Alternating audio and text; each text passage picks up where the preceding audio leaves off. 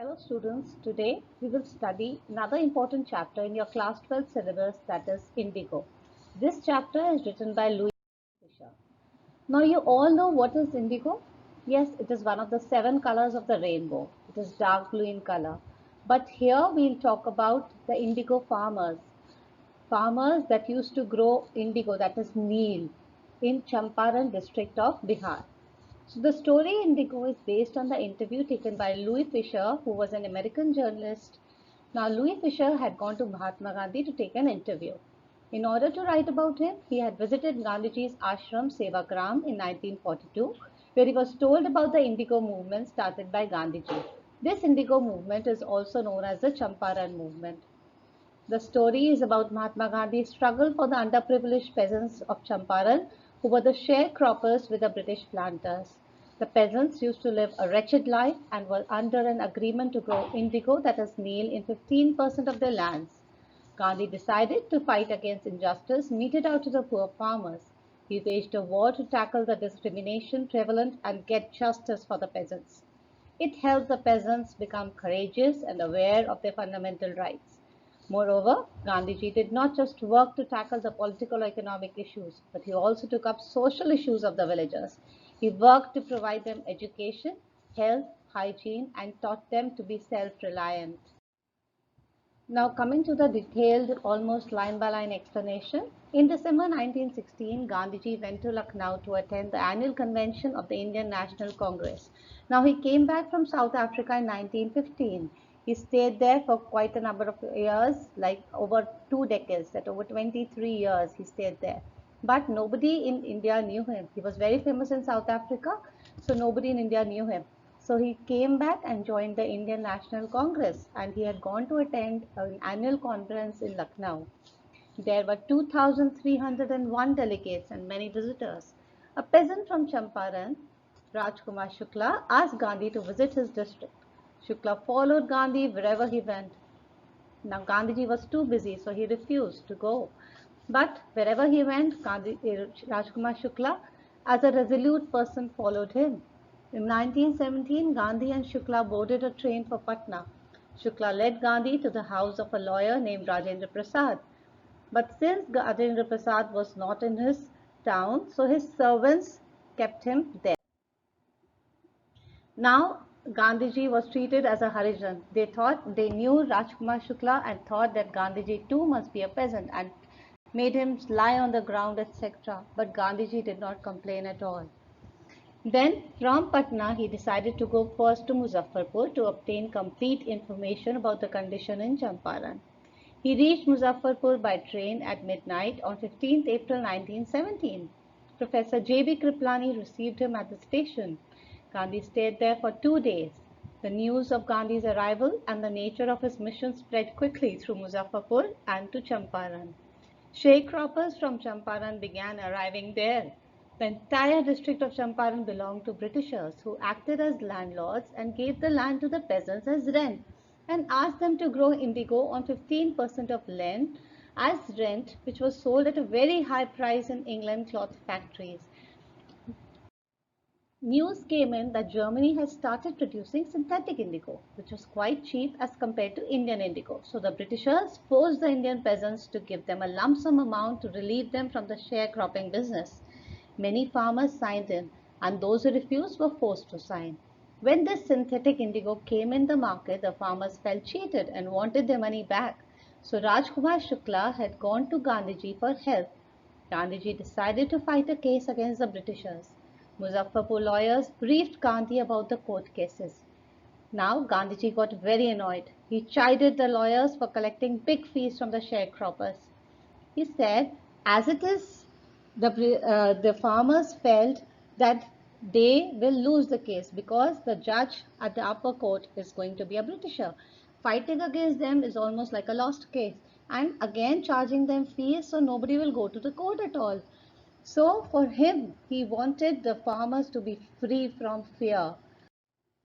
Then Gandhi arrived in Champaran. He began by trying to get the facts from the secretary of the British Landlords Association. The secretary refused to give information to an outsider. Next, Gandhi called on the British official commissioner of the Tirhut division. The commissioner started bullying Gandhi and advised him to leave Tirhat. Instead of leaving the area, Gandhi went to Motihari, the capital of Champaran, and started staying there. News spread that a peasant had been maltreated in a nearby village. The next morning, Gandhi started out on the back of an elephant. Soon he was stopped by the police superintendent's messenger, who ordered him to quit Champaran at once. Gandhi signed the receipt for the notice and wrote on it that he would disobey the order. Now, Gandhiji said in his favor that his conscience did not allow him to leave Champaran farmers in this state. They needed his help, so he would stay there. Gandhi received a summon, an order from the court to appear in the court the next day. At night, Gandhiji telegraphed three people. You have to remember all these three people. First, he telegraphed Rajendra Prasad and asked him to bring his team of lawyers to Champaran. Second, he sent instructions to his ashram in Gujarat that he would be staying here for quite a lot of while. And third, he wired the full report of the Champaran district to the viceroy of the country. Thousands of peasants gathered around the courthouse the day Gandhiji was asked to summon in the court. The officials felt powerless seeing such a large crowd in the court. The officials were really nervous.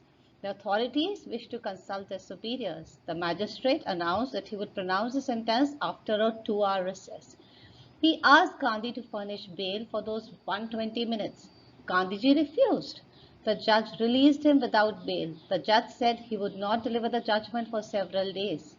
He allowed Gandhi to remain at liberty. Because seeing such a big crowd, the judge felt that next day again when we give the case date, there's so much of crowd is going to come, so what to do?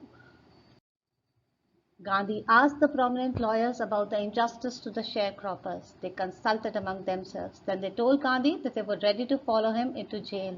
Gandhi then divided the group into pairs and fixed the order in which each pair was to court arrest. After several days, Gandhi was informed by the magistrate that the case had been dropped. For the first time in modern India, civil disobedience had triumphed. Gandhi and the lawyers conducted an inquiry into the complaints about the peasants. About 10,000 peasants deposed. Documents were collected. Gandhi was summoned by Sir Edward Gate, the Lieutenant Governor. He met the Lieutenant Governor 4 times. An official commission of inquiry was appointed. The official inquiry assembled evidence against the big planters. They agreed to make refunds to the peasants. So they came to Gandhiji, so let us have a negotiation. You want your entire amount. Gandhiji, instead of asking the full amount, he asked only for 50%. Now they felt that this person is negotiating. So they offered to refund only 25%. Gandhiji agreed. Now this is a very important question that has been asked time and again. Why did Gandhiji agree on just 25%? Because for him, the money was not important. For him, the victory, the moral victory of the farmers was more important. For the first time, the Britishers had accepted the defeat. So it was going to be a big victory for the farmers. Gandhiji explained that the amount of the refund was less important than the fact that the landlords had been forced to give some money and their prestige. The peasant now saw that he had rights and the defenders. He learned courage. Events justified Gandhi's position. Within a few years, the British planters abandoned their estates in Champaran. These now went back to the peasants. So the peasants got the land for free because the Britishers could not take in the defeat and they fled the district. Indigo sharecropping disappeared. Gandhi wanted to do something to remove the cultural and social backwardness in Champaran villages. He appealed for teachers. 2 young disciples of Gandhi, Mahadev Desai and Narhari Parikh, and their wives volunteered for work. Several more came from Bombay, Pune, and other distant parts of land. Devdas, Gandhi's youngest son, also arrived from the ashram, and so did Mrs. Gandhi. Primary schools were opened in 6 villages. Kasturbai educated people about personal cleanliness and community sanitation. Health conditions were miserable over there. Gandhi got a doctor to volunteer his services for 6 months. 3 medicines were available: castor oil, quinine, and sulfur ointment.